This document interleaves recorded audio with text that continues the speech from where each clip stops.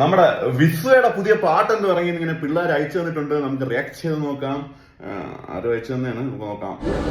ആരും കാണാതെ ഹൃദയത്താളുകളിൽ സൂക്ഷിക്കും നിന്റെ നൊമ്പരം.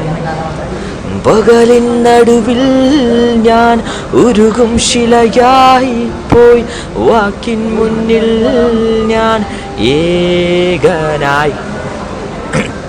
റാപ്പാണ്.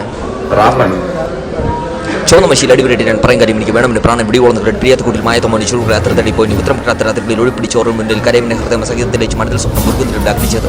ചിന്തകൾ മറക്കുന്ന സ്വപ്നങ്ങളിൽ എത്ര നാളത്തേക്ക് അനുശ്രമിക്കും ഞാൻ നിന്നോട് കൊണ്ടുവന്നേക്ക് സഹതാപത്തിന്റെ നേരത്തെ കണ്ടിട്ട് ആവാഹിച്ചിറങ്ങി ഒരിക്കലും വീണ്ടെടുക്കാൻ പറ്റാത്ത